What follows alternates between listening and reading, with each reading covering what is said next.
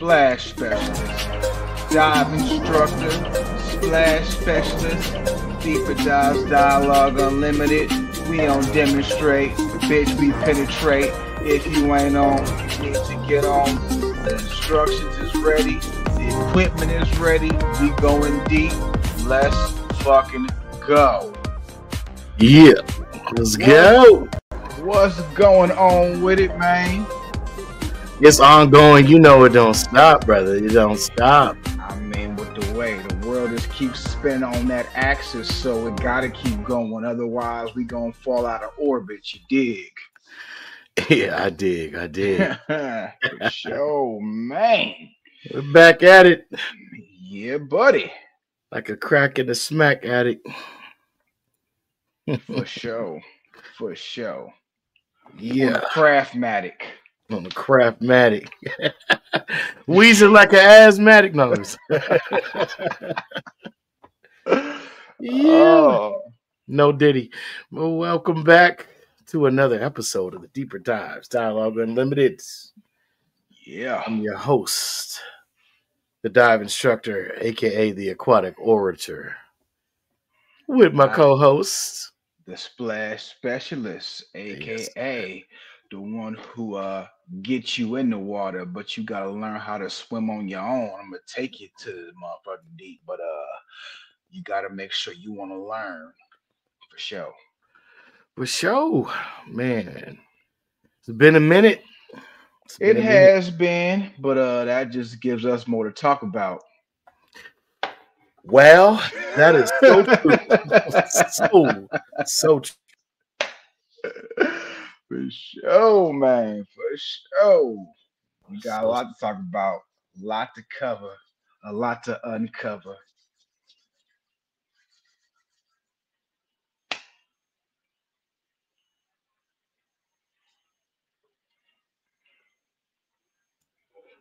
We're going to get into it a bit here, y'all. So, hey, bear with us.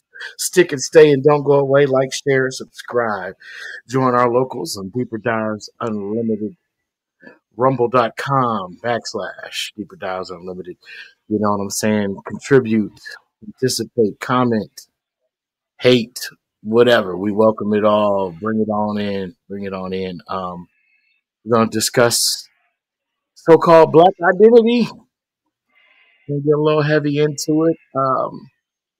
We're going to discuss the new executive order that's been passed by our current president and his administration, appointing J.D. Vance basically to oversee the correction of the record, the historical record, and as it particularly pertains to the so-called African American, heritage or something, museum. Let me pull that up just so I can make sure my mind is there. Hey, well, to reference your shirt, I ain't from Africa. I'm from Crenshaw Mafia. Yes, sir. Yes, sir.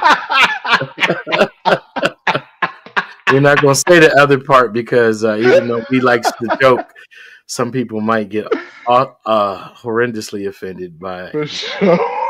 But we don't have that spirit or intent. But hey, these just jokes. Right on. Until we get to the serious parts. Indeed. All right, so I might as well bring this up. Let's do it this way. We're gonna go ahead and share the screen. Boom. All right, bear with me because I'm going to pull up the tab for myself. Indeed. But I want the audience to be able to follow along. So, all right, this is from whitehouse.gov, official website. The White House, Restoring Truth in American History. Today, President Donald J. Trump signed an executive order restoring truth and sanity to American history by revitalizing key cultural institutions and reversing the spread of divisive ideology. President Trump aims to ensure that the Smithsonian is an institution that sparks children's imagination, celebrates American history and ingenuity, serves as a symbol to the world of American greatness, and makes America proud. The order directs the vice president, who is a member of the Smithsonian Board of Regents, to work to eliminate improper, divisive, or anti American ideology from the Smithsonian and its museums, plural, education and research centers, and the National Zoo. The order directs the administration to work with Congress to ensure that future Smithsonian appropriations, one, prohibit funding for exhibits for programs that degrade shared American values, divide Americans by race, or promote ideologies inconsistent with federal law, and two, celebrates women's achievements in the American Women's History Museum and do not recognize men as women. The vice president will work with the congressional leaders to appoint members to the Smithsonian Board of Regents who are committed to advancing the celebration of America's extraordinary heritage and progress. The order also directs the Secretary of the Interior restore federal parks, monuments, memorials, statues, markers, or similar properties that have been improperly removed or changed in the last 5 years to perpetuate a false revision of history or improperly minimize or disparage certain historical figures or events.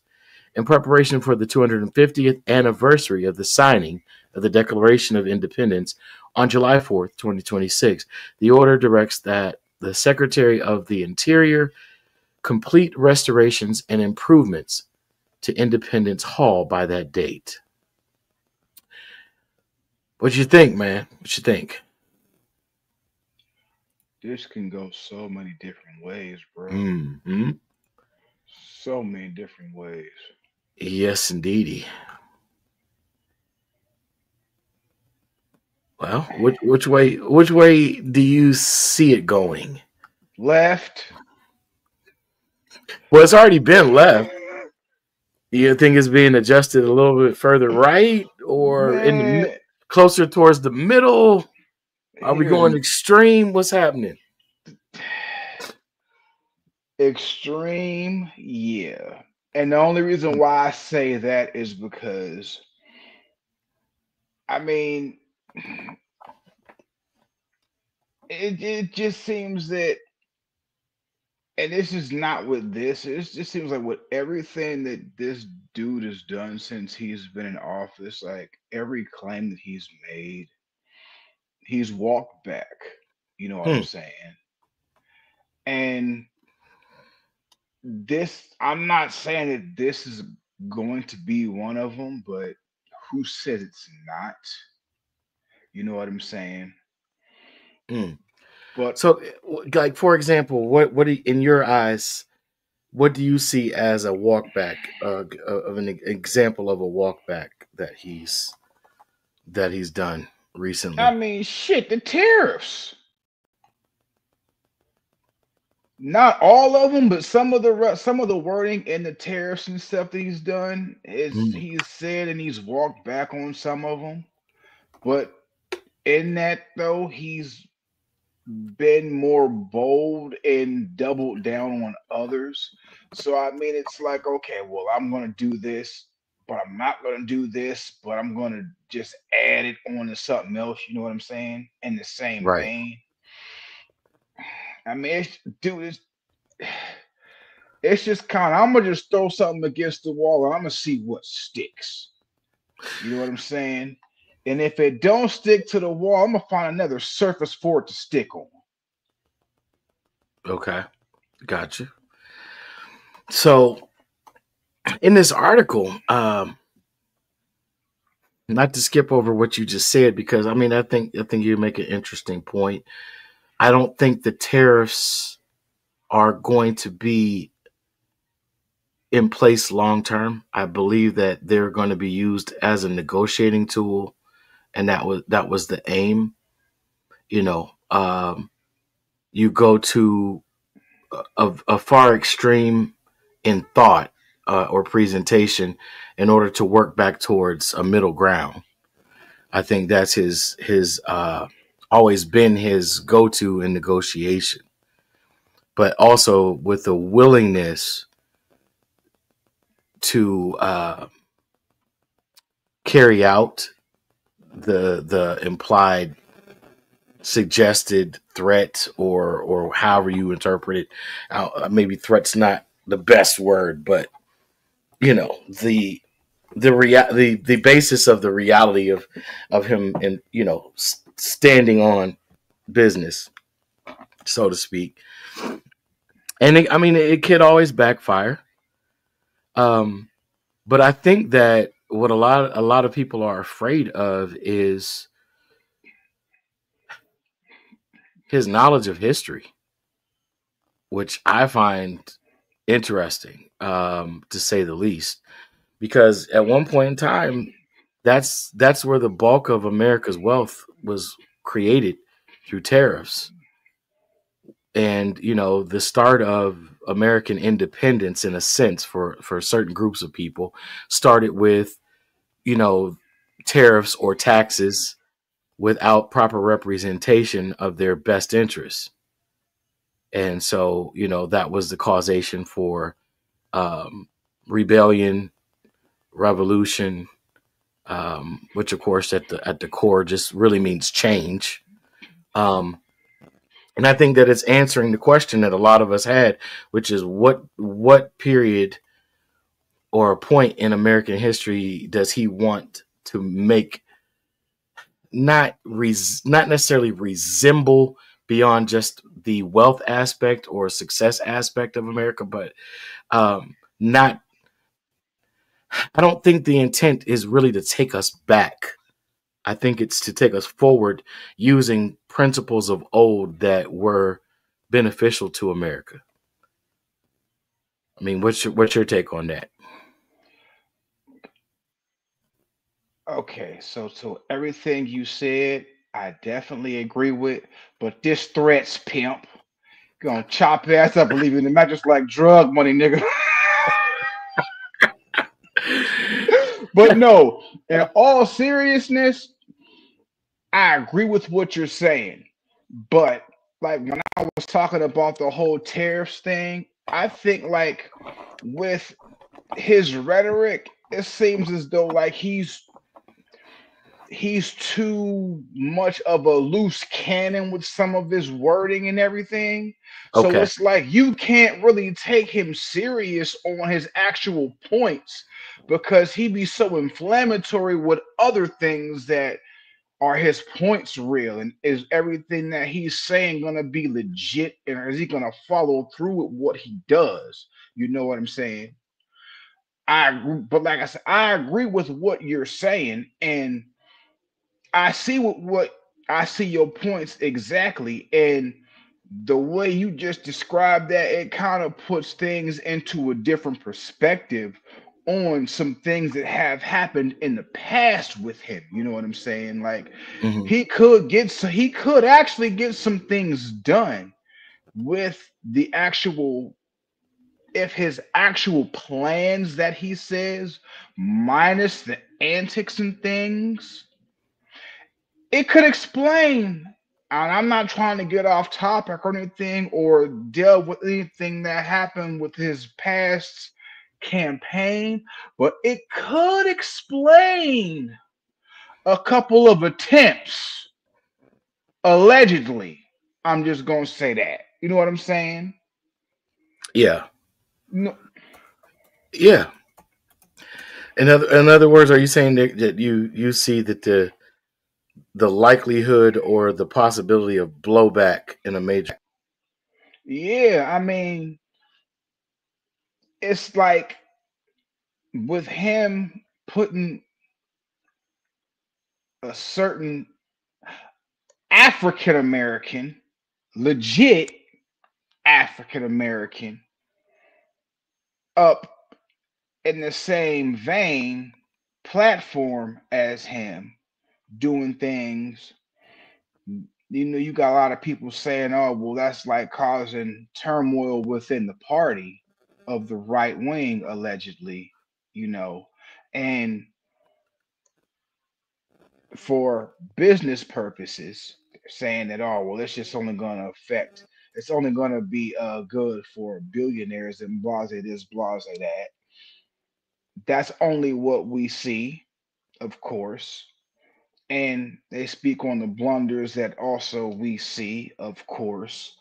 But as far as actual things that the media tends to overlook with things, and of course, this is just all stuff that we're seeing. We don't have no actual type of stance on any of this. We just going off of what we see here. We don't share any of the views or any of this stuff. So let's just get that clear. Yeah, You feel exactly. me? Yeah. So off of just what we see and the information that we're bringing to you or to the public that is not really being, that's just being glanced over by the media. There are things that could actually help, and it's causing a discourse within the party and as far as turmoil and things. So they're just putting out the inflammatory stuff and everything, and this could possibly be some behind the scenes stuff that could actually be for good for the people that they don't want to see, and they're bringing up the inflammatory and trying to take action on. So in retrospect, not in retrospect, in hindsight, I feel what you're saying, and I do agree with what you're saying. Okay. Okay. I mean, so I'm going to read another part of this article, and then I'm going to move to another article because I'm going to give the opposing stance on this particular story, and in order. It's more than just a story, but all right. Celebrating American greatness. President Trump is committed to honoring America's extraordinary heritage and building a sense of national pride. President Trump signed an executive order on his first day in office to establish a task force. Oh, sorry, I skipped over the part I wanted to read. Forgive me, you all. All right, combating corrosive ideology. In the last decade, Americans have witnessed a concerted effort to rewrite American history and force our nation to adopt a factually baseless ideology aimed at diminishing American achievement. President Trump is fighting back by reestablishing truth in the historical narrative and restoring federal sites dedicated to American heritage. The prior administration pushed a divisive ideology that reconstructed America's promotion of liberty as fundamentally flawed, infecting revered institutions like the Smithsonian and national parks with false narratives. At Independence National Historical Park in Philadelphia, the Biden administration sponsored training by an organization that advocates for dismantling Western foundations, and that taught park rangers that their racial identity should dictate how they present history to visitors. The Smithsonian Institution, once revered throughout the entire world as a symbol of American excellence, has recently promoted divisive ideology that American and Western values are harmful. Okay. The American Art Museum currently features an exhibit that purports to address how sculpture has been a powerful tool in promoting scientific racism, and claims that the United States has used race to establish and maintain systems of power, privilege, and disenfranchisement. The National Museum of African American History and Culture has proclaimed that hard work, individualism, and the nuclear family are aspects of white culture. The American Women's History Museum plans to celebrate male athletes participating in women's sports. Now, I will say this. I don't disagree with that point, whether it's left-leaning or not. Some of what those statements convey are inarguably steeped in some truth. That's my take on it, my opinion on it. However, the biggest issue I have is with that African American title. And we've discussed this before, and this is part of the topic, that we're supposed to get into with this episode today as well. What is your take on that aspect within the article or that part of the article? The exact same shit. That's why I said earlier what I said, African American, when I was talking about Elon, because he is actually an African American. He certainly is. Yes. So with that being said, hey, y'all need to you put me on to that Dan Calloway live stream. We need to Yep. put that in the link or something, like seriously, because basically African American means you're from Africa and you have American citizen, you have dual citizenship. You know what I'm saying? So Yeah. if that's the case, yeah, because black is not that's not a It's that just means a pejorative term. right. So I mean, if that's the case, then shoot. If I really want to call myself something, I'm more caramel macchiato. So that means if I go in the Starbucks with diamond earrings on, I should get free iced caramel macchiatos in, right? I'm just saying. If I accept that term, then that's what I should be. Mm-hmm. Technically, that's Absolutely. wild. That's wild, man. But yeah, I agree with you on that. So Wholeheartedly. here's the pushback, okay? And can you see this? Yeah, Yep. Congressional Black Caucus. All right. So let's. I want to call them something so bad, but it's so. Oh my God. Okay, I'll refrain from that at the moment. But the Congressional Black Caucus statement on Trump's executive order on the Smithsonian. This is from March 28th, 2025. So today, Congressional Black Caucus Chair Yvette D. Clarke and members of the Congressional Black Caucus issued the following statement.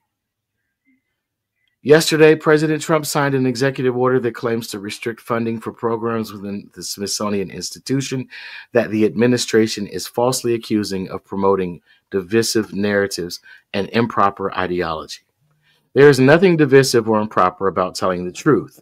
We detest this administration's dedication to whitewashing our nation's history. Donald Trump's idea that the National Museum of African American History and Culture is guilty of distorting our nation's history or painting our founding principles in a negative light is patently ridiculous. It is the Trump administration that takes to the White House podium on a daily basis to lie and obfuscate the truth.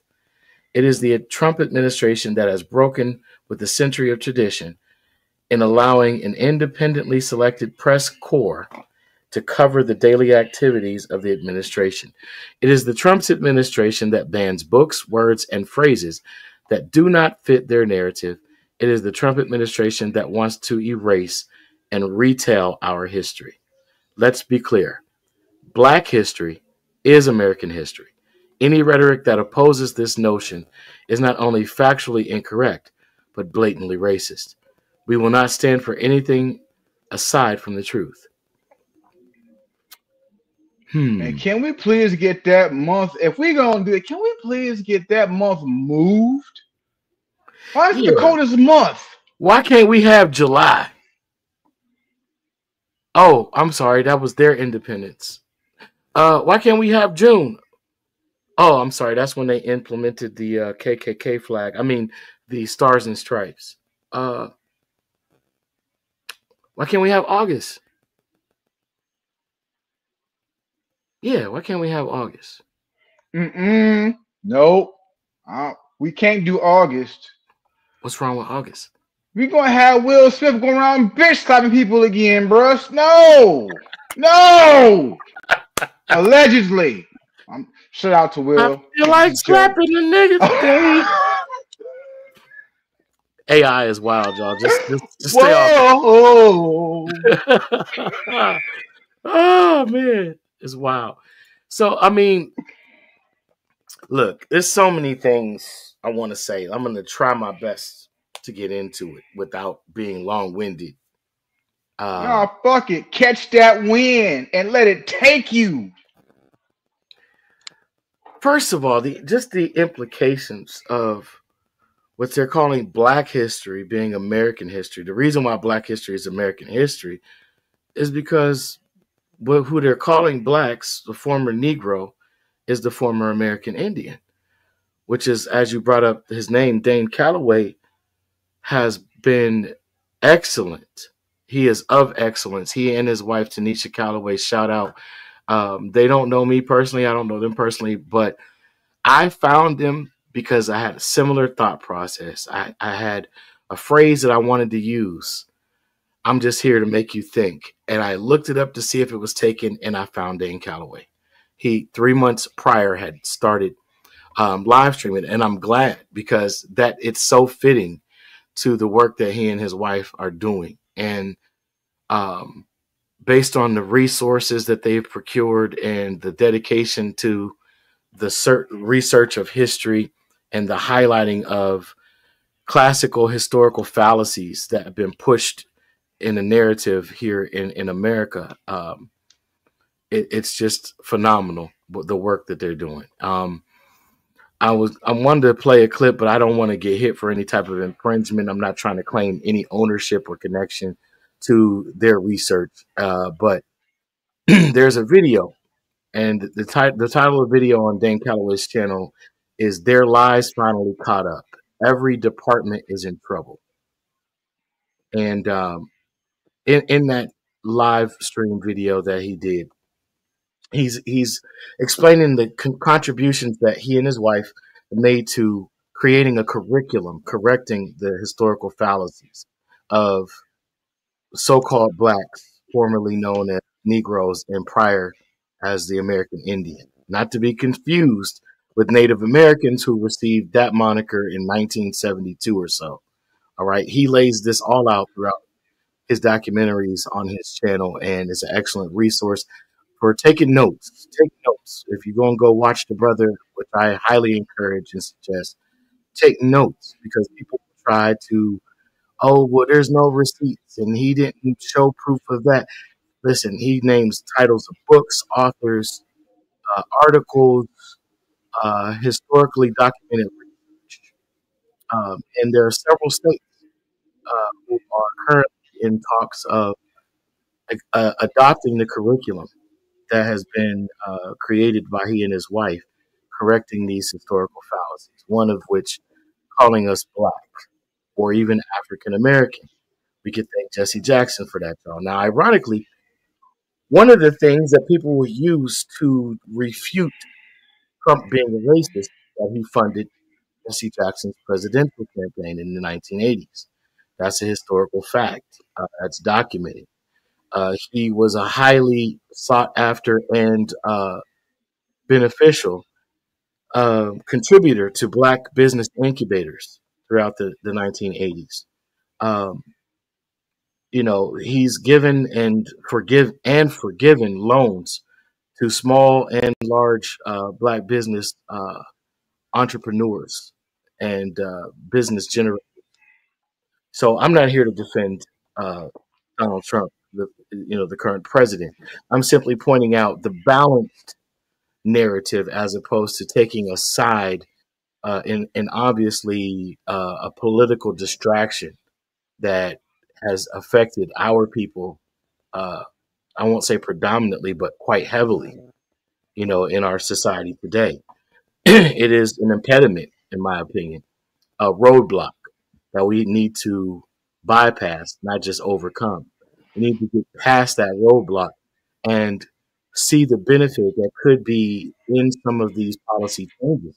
Because the identity that we've been forced to accept for so long is not the one that our ancestors and our foreparents placed upon us by bringing us into this world. It just simply isn't. I'll make reference. I'm going to jump around a little bit, but they're all going to be coherent. There is a documentary on Netflix. In fact, I'm going to look it up on John Lewis. Um, That documentary, there is another political figure that speaks to the fact that at one point in time, calling one another black was even fighting word. Mm-hmm. Okay. Um, because it's a pejorative term. And when you look it up its legal meaning, it's a person that has no legal standing, that it's a non-descendable entity, meaning that it comes from nothing and produces nothing. There is no descendant, nor there is is there an antecedent, nor an ancestor of anyone black. It's a completely made up term, and we've accepted this. It's become cool. You know, they've even made shows like Orange is the New Black, letting you know that anybody that has been taken into a lesser status by incarceration, indoctrination, detention, or criminalized behavior is associated with that term and that idea. Bruh, I hate to interrupt, but that should have been I that want should that should have been his campaign slogan. Orange is the new black. ironic, isn't it? They call him the Like a Orange Man. motherfucker. Yeah, Bruh. absolutely. So the one documentary is called Good Trouble, but that's not the one I'm trying to. Let's see here. John Robert Lewis. And I'll share this. I'll share this here. Let me share this for those of you who forgot that quickly. This is John Robert Lewis. You've seen him before. Oh, that's the dude. He just passed away, right? 2020. Yeah. Yep. He was a American civil rights leader and politician, member of the Democratic Party, and was the U.S. representative. Oops. Yep, for Georgia, Yep. 5th Yep. Congressional District from 1987 until 2020, July 17th, his death.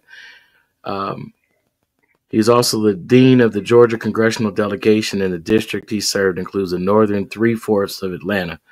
So this man was very powerful. He was a part of the civil rights movement. He joined King at the protest of his own parents.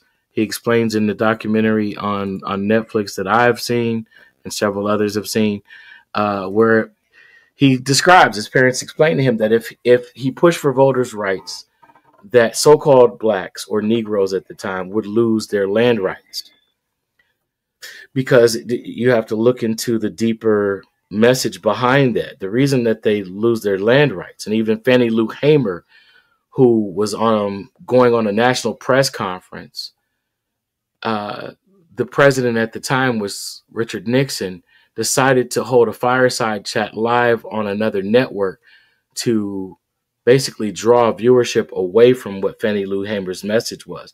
And she explained in her interview, same thing John Lewis' parents told him before he joined King at 17 years old or 16 years old, is that if you pushed for voters' rights, you basically forfeit your land ownership rights, which ought to tell you something. In order to vote as a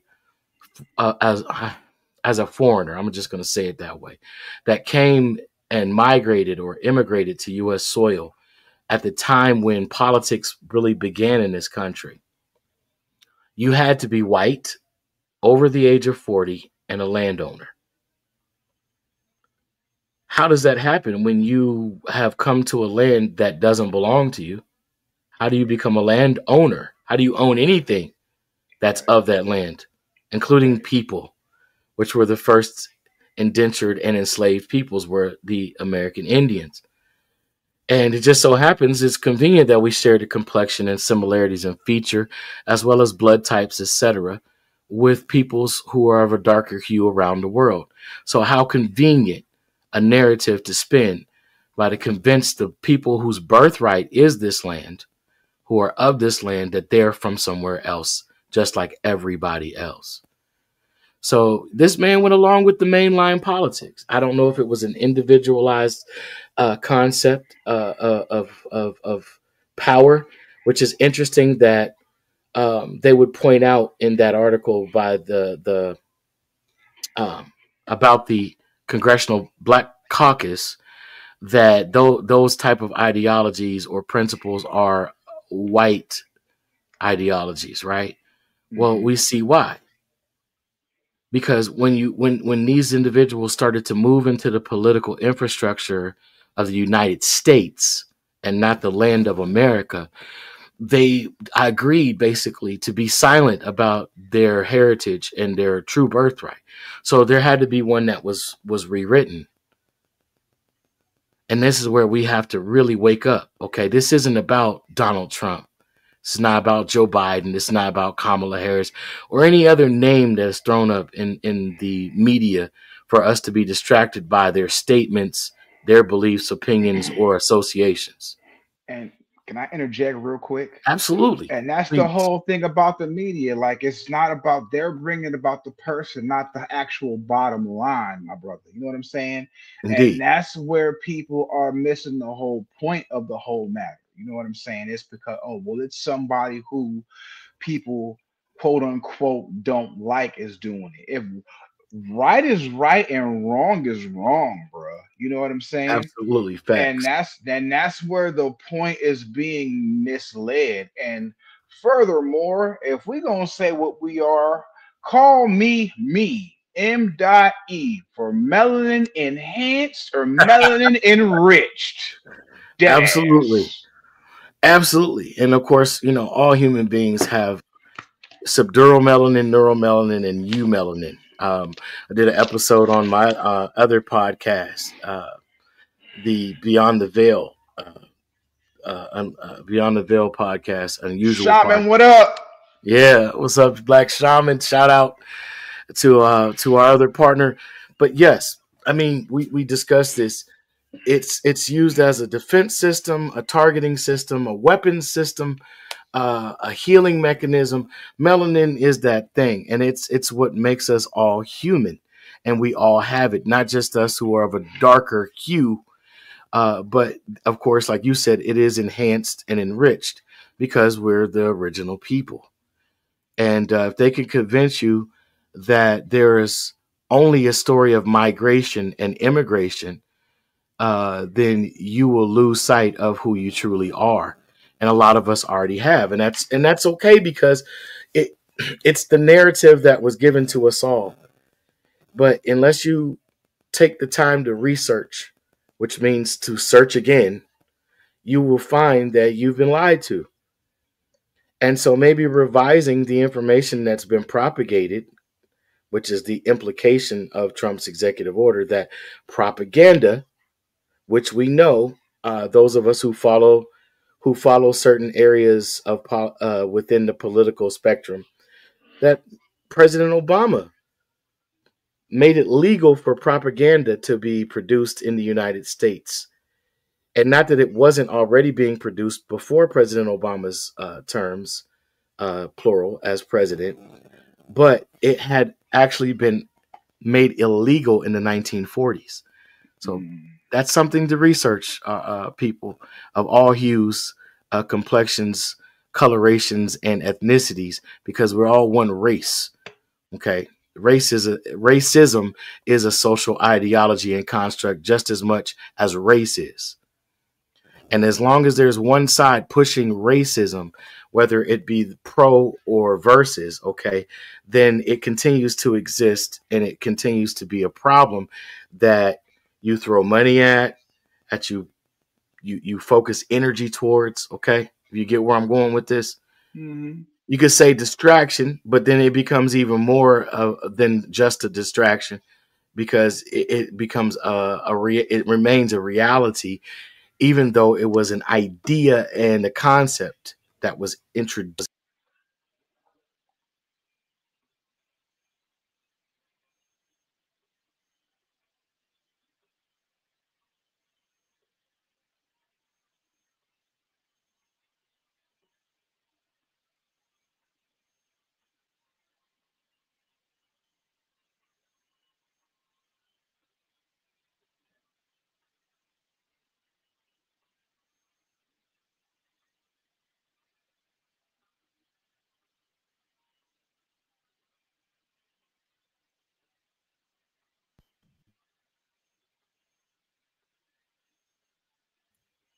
Okay, if you can hear me, yeah, I said mind control. It's been used for mind control. That's what government, governos mentos, to control the mind, to govern the mind. And I mean, and it's a necessary evil in the minds of most to keep order, right? And to keep things civil, to put laws in place by which those who are lawless would be forced to govern themselves or be held accountable by, should they choose not to govern themselves. So we have all these things being thrown at us to where we're distracted from the actual thing that's unfolding. You know, in the spiritual communities, even within the religious sector of spiritual communities, it's it's been talked about that there's a reset going on, right? Back at the turn of the last century, we were looking at the end of Reconstruction, moving into what they called a Cold War. And what people missed is that Reconstruction was a reformation. It was a rewriting of history. It was a destruction, reconstruction, and overlaying of a new world on top of an old world. And you had a union of nations that decided that they were going to take over all of the land that was controlled or lived on by indigenous people. This isn't just something that affects us here, the so called blacks, formerly known Negroes, and currently called African Americans as well in America. But everybody's history had to have been rewritten. So just imagine, not only have you been lied to about your own history, you've been likely lied to about the history of the world. You take a trip somewhere else and talk to the locals and get with somebody that actually gives a shit about their culture and the history of their culture, they're going to tell you another narrative that is separate and different from the mainline narrative you've been fed. So why do we have so much trouble accepting the truth about what actually happened to us here? You have people like Mr. Calloway and Mrs. Calloway. You have people like Phoenix Moon. You know, she refers to those who destroyed our history or rewrote it as grandma killers. Shout out to Phoenix Moon. There's many people in the content creation realm that are doing more than just creating content for dollars. They are trying to help you re-educate yourself. Okay. And so the Smithsonian is a tool. They own, I want to say 35 or 36 other entities or what we call museums. This is bigger than just the African American heritage or cultural museum. Other people's cultures have been misrepresented as well. But my focus here today is my people's miseducation and the fact that it's time for us to explore and research, you know, and correct not just the historical record, but for example, if you're a reparations seeker, you are not going to get it claiming to be an African American. You're not going to get it claiming to be an African descendant of slavery. Research the international laws on what constitutes reparations and what are the requirements in order to be considered for the receipt of reparations. Random disclaimer, we are not telling y'all how to scam money. At all. I don't Because you even. know for a fact that's the only way you going to get some of these people to read and research. Absolutely. Absolutely true.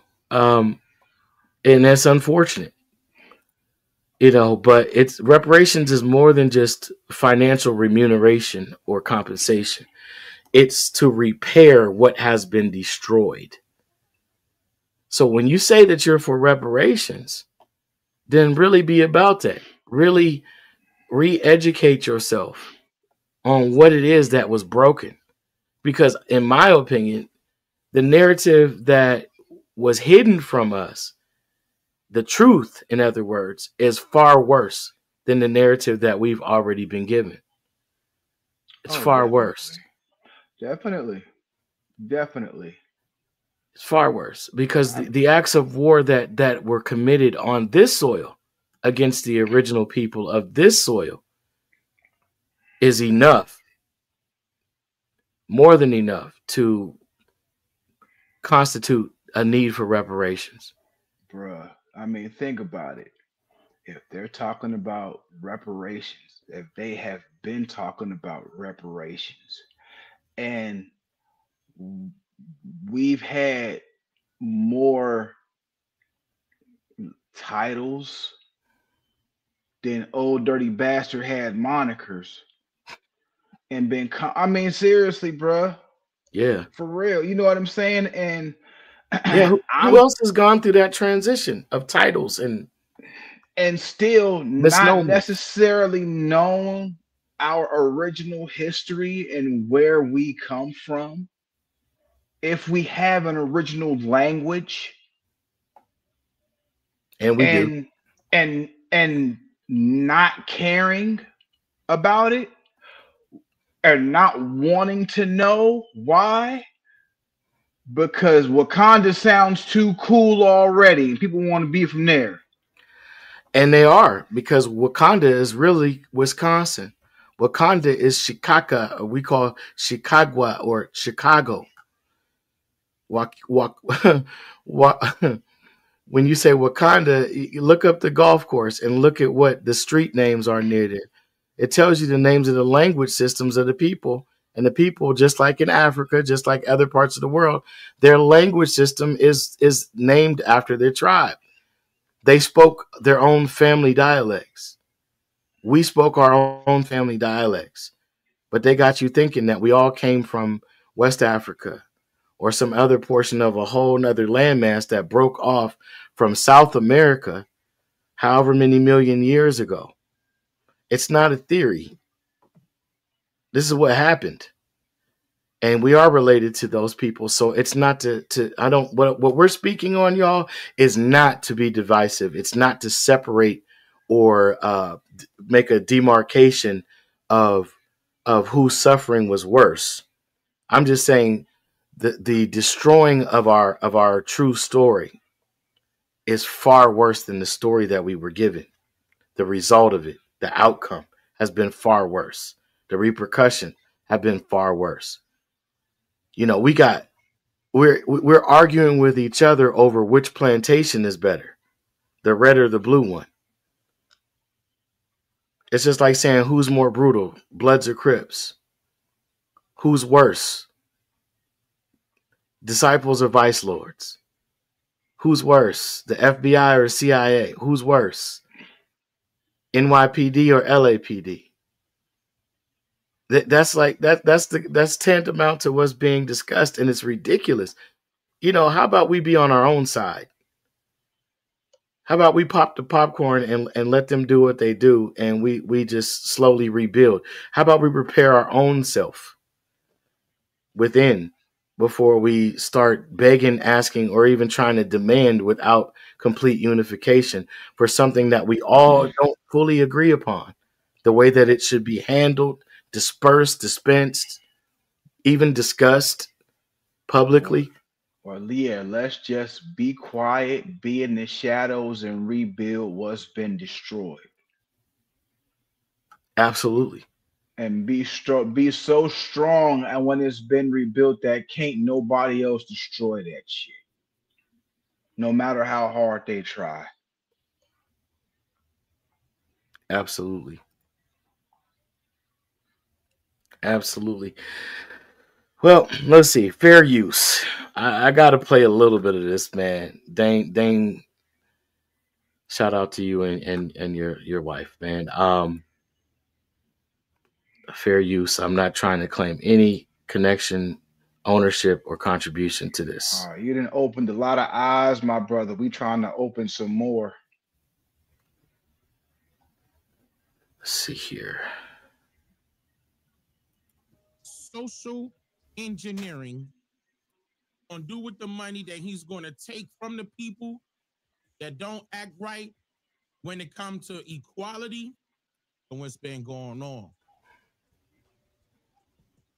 I'm gonna come back a little bit. I'm gonna take y'all back to. Let me take y'all back during his campaign real quick, and I'm gonna make sure that y'all can hear this. Let me put the boost on. We gonna start like this. Y'all ready? Once again, this is fair use. This is from Dane Calloway's channel. This is his live stream from a few days ago, 3 days ago here. And the title is "Their Lies Finally Caught Up. Every Department is in Trouble." Make sure y'all go check out the rest of it though, for real, because this is one step at a time to show y'all what's been going on. Y'all ready? Yeah, we ready. Hold up. Don't get disrespectful. And look at that like button. That's disrespectful. You got to treat that like button like you just took your shoes off at the door. That's even before you even walk in. You understand what I'm saying? You got to treat that like. But through budget cases, diversity. We're going to go back to the beginning of his clear speech here. It was just that a lot of you all didn't understand where it was coming from. And I'm going to tell you right now, neither did I until we were requested. Did y'all catch that?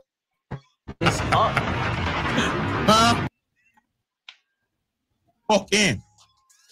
You understand what I'm saying? You got to treat that like button with respect. You got to. Indoctrinating them. All right, so here we go. So let's go back just a little bit right before he became president. I want y'all to peep game. American accreditation. Sorry. It's clear. It was just that a lot of you all I want y'all to hear didn't understand where it was coming from. And I'm going to tell you right now, neither did I until we were requested. Did you catch that? Until they were requested.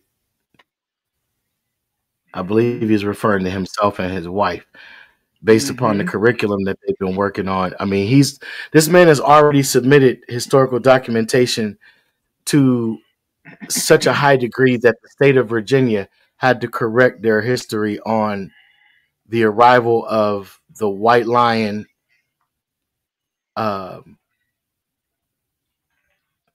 first slave ship to arrive in the port of what's now named Jamestown,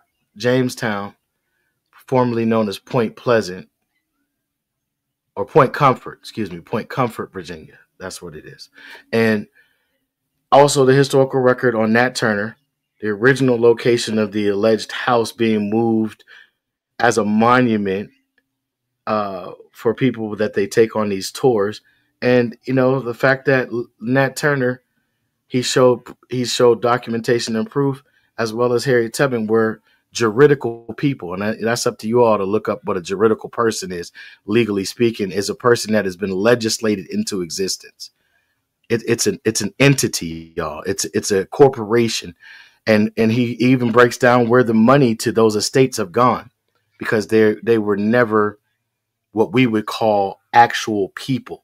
They're real people because the definition of real, when you deal with legalism and what a juridical person is, that's legislated by an act of Congress into being. It's heavy stuff. But check this out. It's up. Okay. Here we go. Listen clear. Tuition costs at colleges and universities have been exploding. And I mean absolutely exploding. While academics have been obsessed with indoctrinating America's youth, the time has come to reclaim our once great educational institutions from the radical left, and we will do that. Our secret weapon will be the college accreditation system. It's called accreditation for a reason. The accreditors are supposed to ensure that schools are not ripping off students and taxpayers, but they have failed totally. When I return to the White House, I will fire the radical left accreditors that have allowed our colleges to become dominated by Marxist maniacs and lunatics.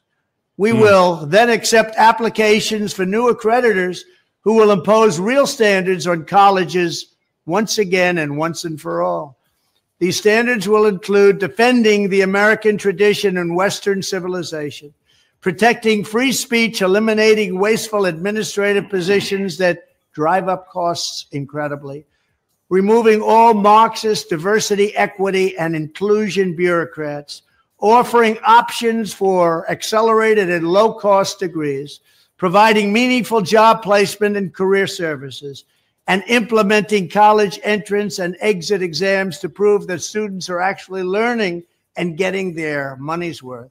Furthermore, I will direct the Department of Justice to pursue federal civil rights cases against schools that continue to engage in racial discrimination. Excuse me, what did he just say? Totally. When I return to the White House, I will fire the radical left accreditors that have allowed our colleges to become dominated by Marxist maniacs and lunatics. We will then accept applications for new accreditors who will impose real standards on colleges once again and once and for all.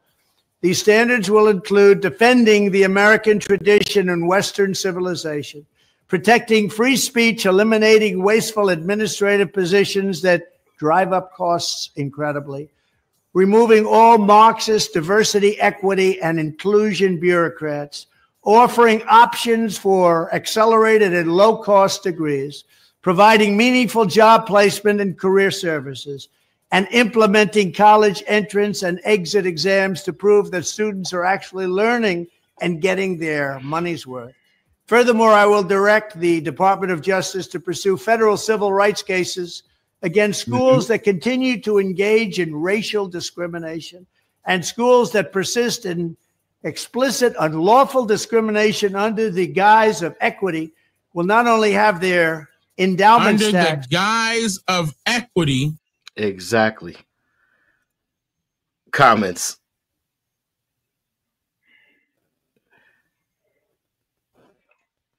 Dude, he's saying it. I mean, what's wrong with what he's saying? I mean, if I'm missing it, I would like to be corrected. But I mean, the number one beneficiary of DEI advancement was white women. I mean, that's an accepted, known, documented fact.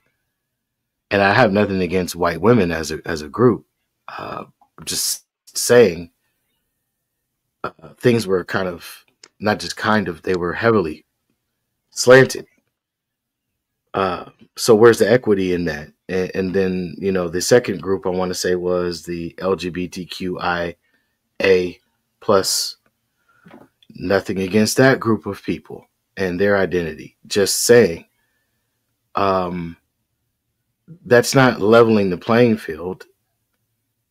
That's slanting the favoritism, slanting the privilege. It's just a shift.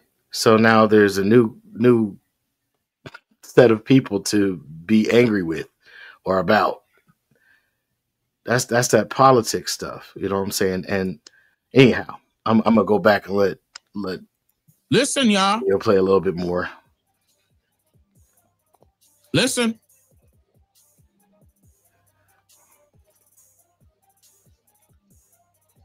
Worth.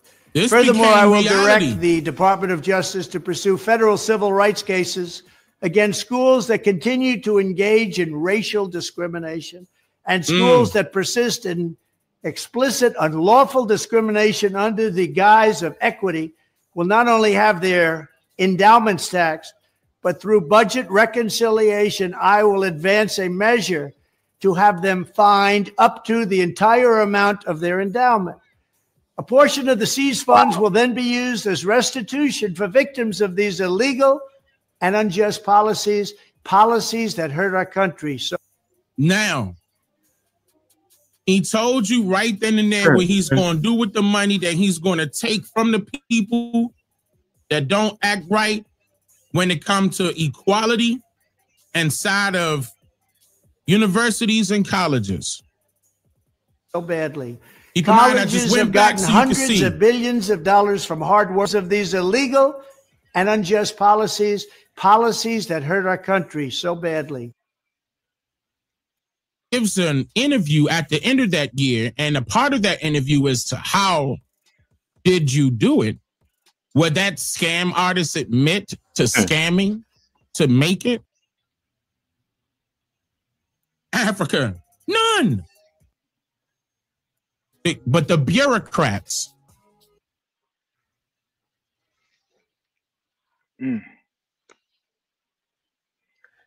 Heavy. Very much. Oh wow! I didn't even realize he pulled up the same article. Mm-hmm. Let's see what Dane has to say about this.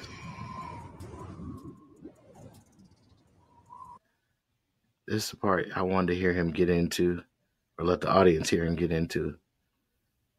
At the video, watch this for yourself. Live stream at the live stream. Consistency. And then they get mad. Like, how did he get how did he get this following? I don't understand. Because I'm putting in the work and it paid off. My ancestors said, this is what you got to do, Dane Calloway. No, don't come up with no stage name. Stay with your own name that your mother and father gave you and be yourself. Here's why. We need to use you to get.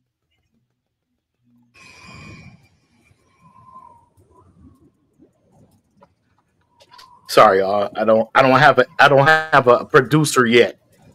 So we gonna do what we do and work with what we got. I'm excited.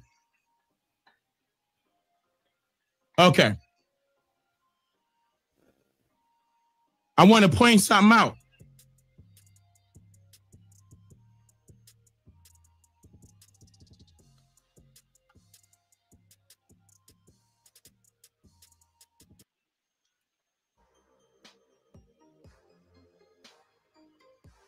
Harmful and oppressive. And a global icon of culture achievement, the Smithsonian Institute That's what we just has said. in recent years come under the influence of diverse race-centered ideology. Wonder where that came from. The shift has promoted narratives that portray American and Western values as inherently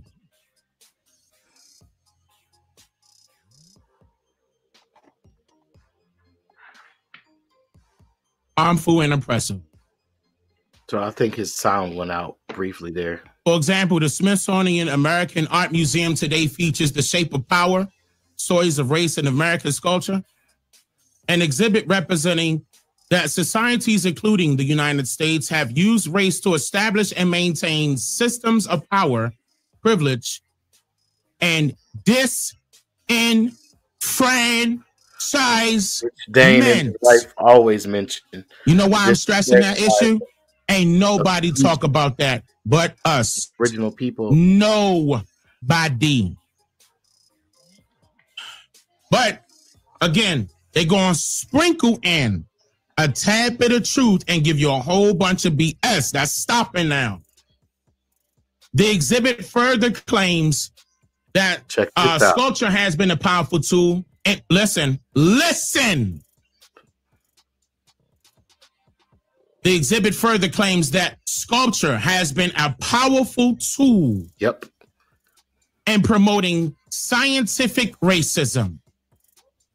Listen, scientific racism, and promotes the view that race is not biological reality, but a social construct.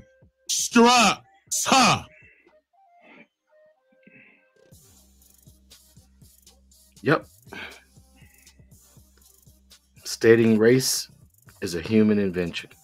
So let's see what Donald Trump, the president, is saying on this. Let's see.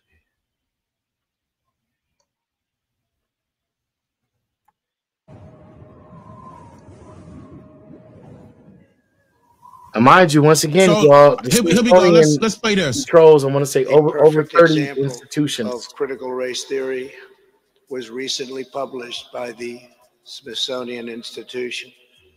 This document alleged that concepts such as hard work, rational thinking, and the nuclear family and belief in God were not values that unite all Americans, but were instead aspects of whiteness.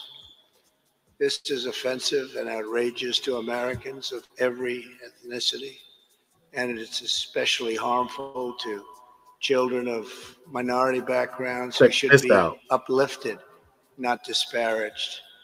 Teaching this horrible doctrine to our children is a form of child abuse Boom. in the truest sense of those Listen. words.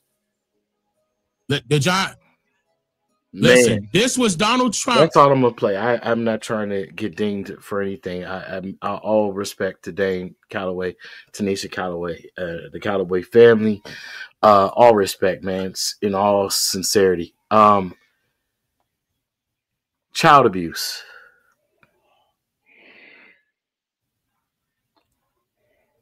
I mean, like I said, I'm not for either plantation, but God dang. I mean, it's bad enough that they can educate your children on things that you may not agree that they are old enough or mature enough to handle, like human sexuality beyond, the scope of what is readily seen in public display, which could be varied, of course. This is America. It's a free country for the most part. But you want to teach what he said. What he said. It's a strong statement. What's your take? What's your take, Corey? Hell yeah, it's child abuse. That's worse than when you make your kids come down and dance for company. Yeah, it is worse. It's far worse. Um, just real quick while I'm thinking about it, I brought up something else. I had this bookmarked because, Dane also had played this clip of the what is it? The Gaming Commission. What did he go before? State of Okay, United States House of Representatives Committee on Natural Resources. Donald Trump appeared in 1993 to offer his testimony on Indian gaming. Okay.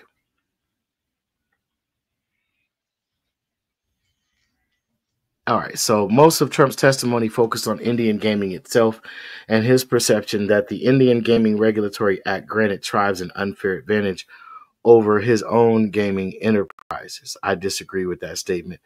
But it was another part of Trump's testimony that caught my attention. He questioned the legitimacy of Indian tribes based upon the physical appearance of their members. Mr. Miller, is this you discussing Indian blood? We're going to judge people by whether they have Indian blood, whether they are qualified to run a gaming casino or not. Mr. Trump, that probably is me, absolutely, because I will tell you what.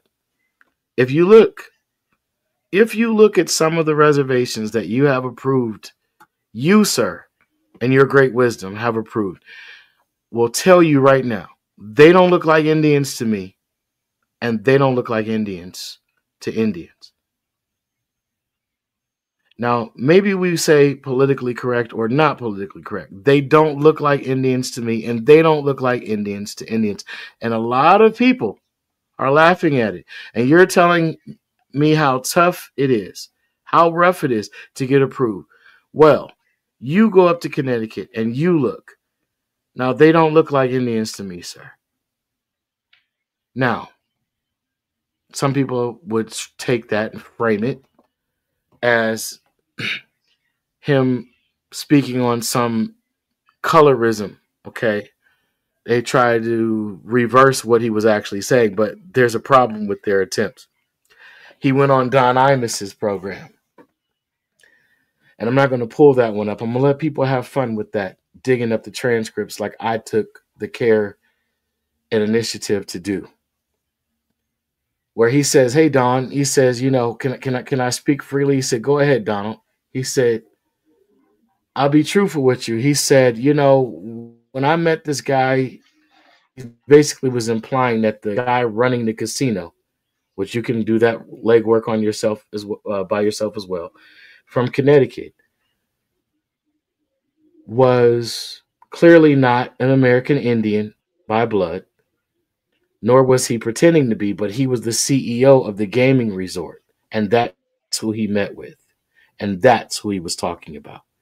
That and the other members of, let's say, certain other foreign families of a different appearance that were used in Hollywood films to depict the current appearance that they want us to believe American Indians have and to confuse us with Native Americans intentionally. He pointed out that the real Indians look like Michael Jordan, the basketball player, then Billy Joe, and I can't think of the guy's last name, disrespect to his memory, but he was a big time Hollywood actor that was in a lot of spaghetti westerns, a lot of the cowboy flicks, as we called them back in the day.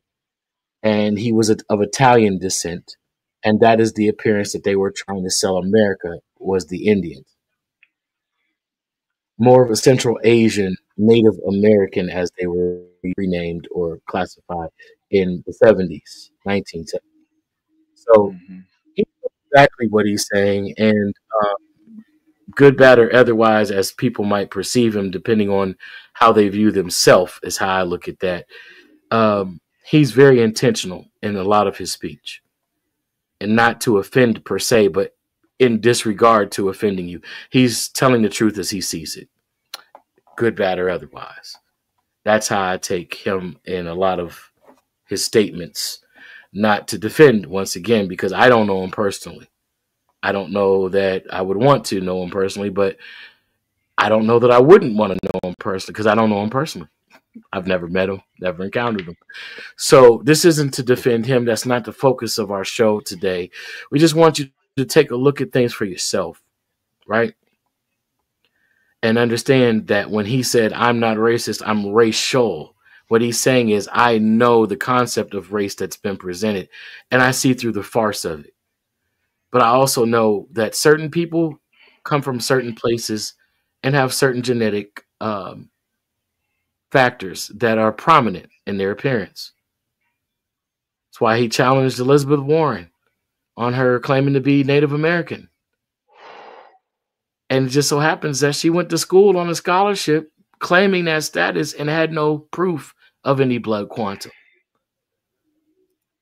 And a DNA test is not going to prove your blood quantum. You have to have genealogical research and records, which Dane Calloway and his wife have been saying since at least 2016 on the internet. And we ain't gonna talk about DNA tests for that racial that right quote unquote racial stuff no more because they sold 23andMe. And Ancestry.com was bought by Blackstone, not BlackRock, but Blackstone, a holdings company that's now holding your genetic data and family, not family, but your genetic data and history, your genetic coding for sale to the pharmaceutical companies now. Bruh, pharmaceutical companies, that shit gonna be on the AI black market. Oh yeah, it already is. Allegedly. It already is.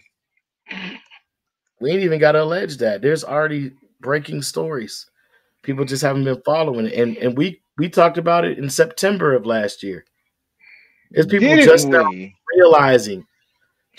realizing. Dane spoke on it. He kept warning people, stop taking these genetic DNA tests. They're not going to tell you your ancestors. They're going to dig up your ancestors to compare your samples. That's the only way to determine that. All they could tell you is who you're currently related to, and mostly through your paternal DNA on your father's side. So they tell you, oh, you have 3% share 3% genetic markers with the I don't want to be making a mockery, but the Akan people of West Africa and Ghana. That's because you're related to them now. Somebody Ghanaian or Akan married someone in your close proximity bloodline. So you share those markers from another ancestor, but it doesn't tell you that that's where you come from. It doesn't give you your ancestry line through that genetic coding. They haven't determined that. That's why they say it's 0.01% accurate. You go back and watch the 60 Minutes. Dane's covered all of these things. I'm not trying to take credit for the knowledge, the gnosis, but Dane covered all these things. These just happen to be things that I've also been attracted or drawn to in my research and in my experience in everyday life. Things that just always catch my attention, even before I encountered or became aware of Dane Calloway. So I promote what he's doing because he's putting money, effort, legwork, intelligence behind this, and then he's producing documentaries, quality documentaries. The man went to school to learn how to do these things so that our people can re-educate themselves correctly. So it's his passion. That's his passion. Yeah. He's just here to make you think. I'm just here to make you think. I'm not trying to steal his moniker or anything like that. I'm just saying it. That's the only thing that one can do. You can lead a horse to water, but you can't make him drink. Hopefully we get thirsty enough real soon and stop drinking their Kool-Aid, and we return to the water that the ancestors left purified for us, because they're trying to poison us in every way, including mentally. They've been poisoning us. Spiritually, physically, mentally. It's been happening, y'all. And so, it's not to try to focus on things that bring fear, okay? But just be aware that there's a whole nother side of things that you're not hearing that you're going to have to find for yourself. And it's, like I said, not to defend either plantation, because the plantation used to belong to us. I mean, the number of people that were killed for saying this back while it was still yet in progress of being put in place as a narrative.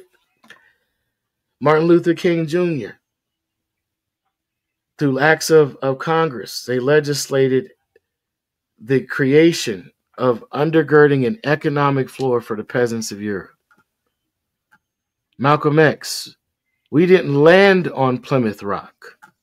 The rock was landed on us. What did he say prior to that? You've been had. You've been hoodwinked. You've been bamboozled. Yes. That's what he found out when he went to Africa on the tour of nations that he went on. They said, what do you mean come home, brother? What do you mean us join together with? They said, you were already home. That's where your people are from.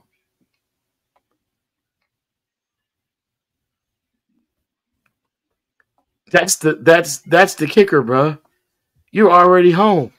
We were waiting on you to sound the alarm. We come help you. Right. But now we're being told return, the right of return.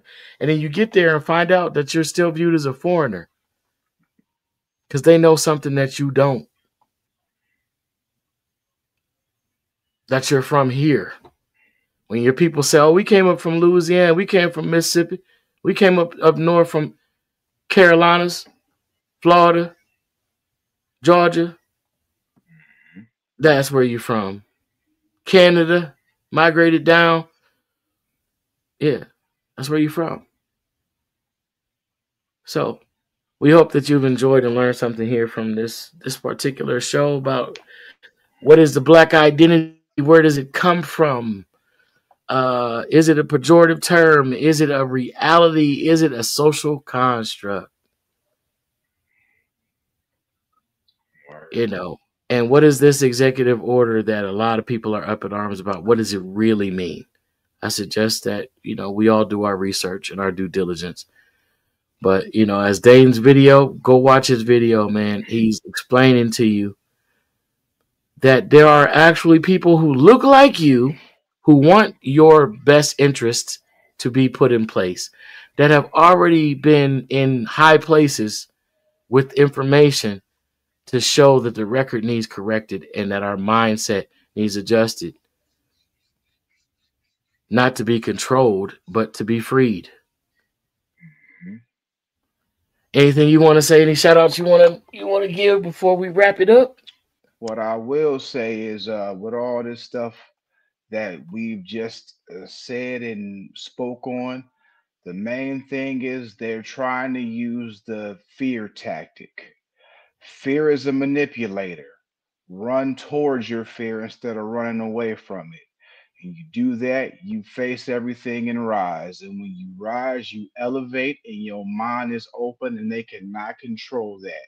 When they cannot control your mind, you got the power. That's it. Well said, brother. Well spoken. Like, share, and subscribe. Once again, comment, hate, love. Nah, we prefer to love, but hey, it's a free Yeah, you country. can hate, just participate. Just participate. Be involved. You know what I'm saying? We want to get you involved. Show your love.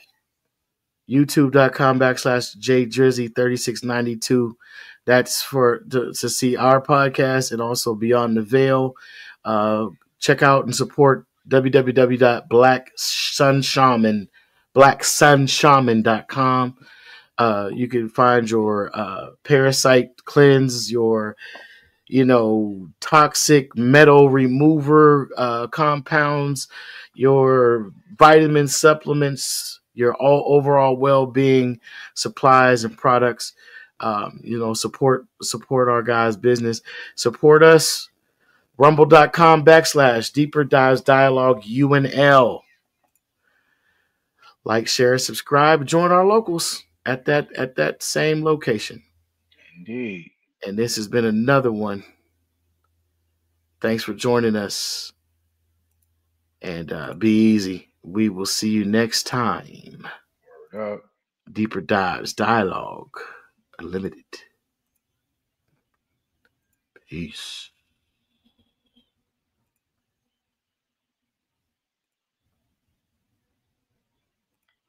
My bad, y'all. That was the wrong one.